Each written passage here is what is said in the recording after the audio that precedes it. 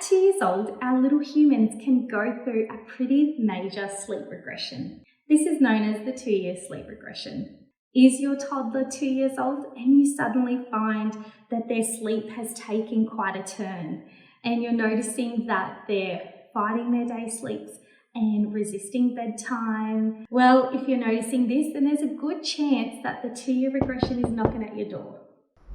The good news is I have some advice for you. If you're interested in knowing more, please stay tuned. Today I'm answering your sleep question. My little one is 2 years old and now resisting their day sleep and protesting at bedtime. Help!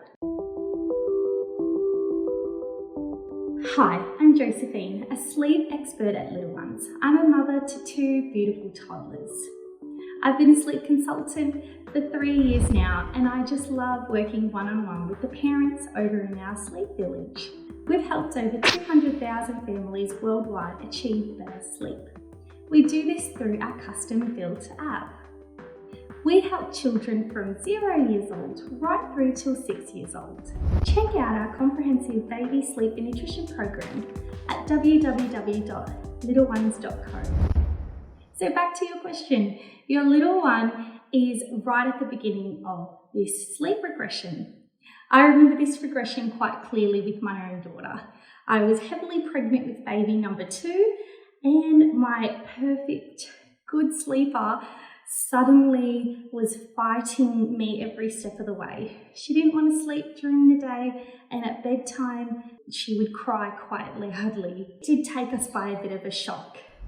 Now, the important thing to remember during this very tricky time, that's my favourite saying, this too shall pass, and consistency is key. This sleep regression is only a short-term one. It typically lasts around 2 to 6 weeks. So basically, this sleep regression is just your toddler learning that there's a great big world out there and they're figuring out their role in it. So they're no longer in their own little sleep bubble or their bedroom bubble. There's a great big world outside of their bedroom. And they're learning that when mum puts me to bed, that life goes on. So they almost have FOMO, so fear of missing out. So if you have a 2-year-old and you're noticing that they're not so happy about you whisking them off and taking them to their bedroom for nap time, then it could be this 2-year regression that we're talking about. There is some things that we can do during this time.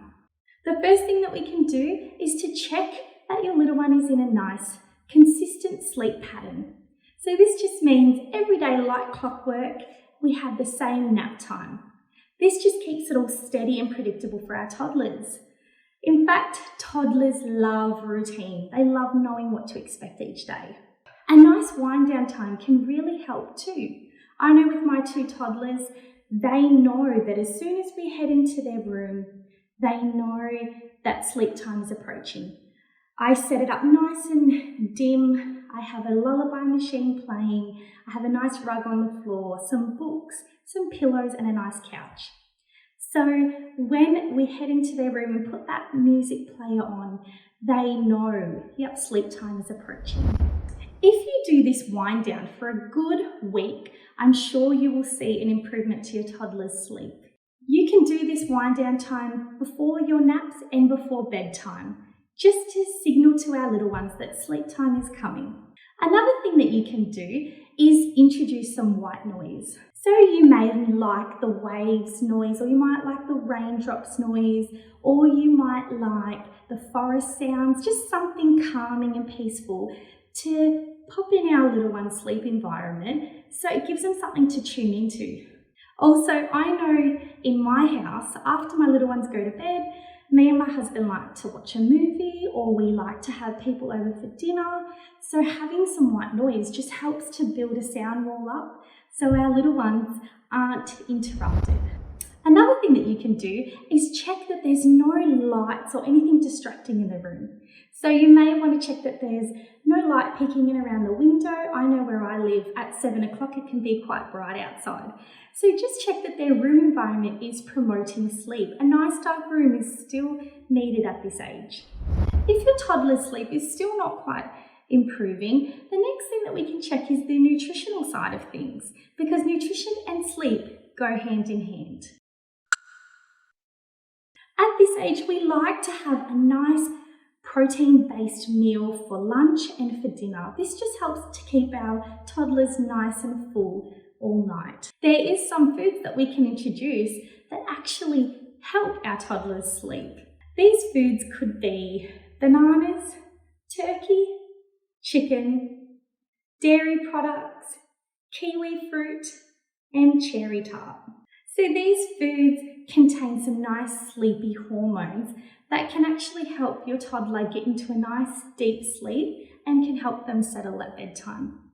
There is certain foods that we do want to steer clear from. So your toddler may not need that dessert. They won't need that ice cream or that chocolate pudding, because these types of sugars can impact how easy they settle for you in the evening and how well they sleep overnight.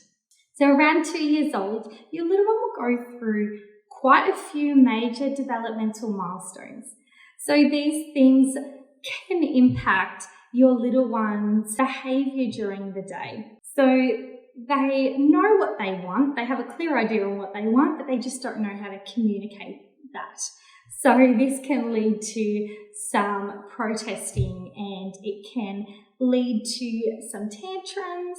So this then can affect their naps and how easy they settle off for you. So we can notice that some toddlers have a spike in separation anxiety.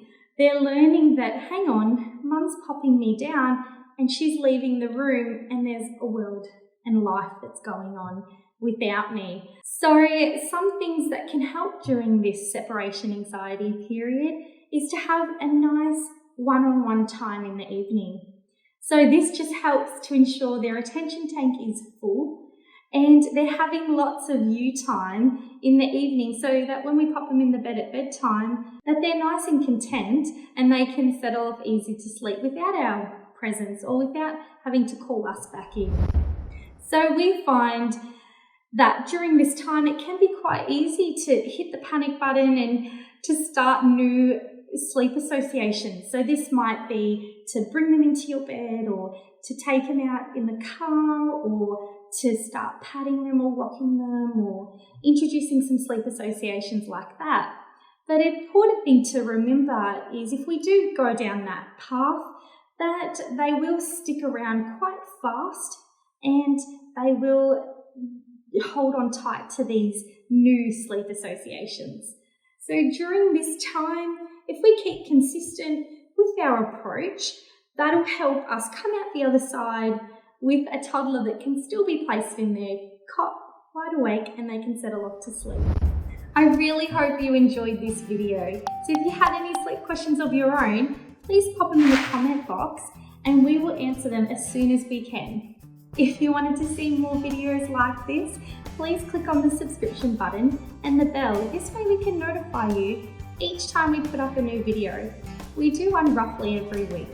Have a great day and thank you so much for watching. Bye.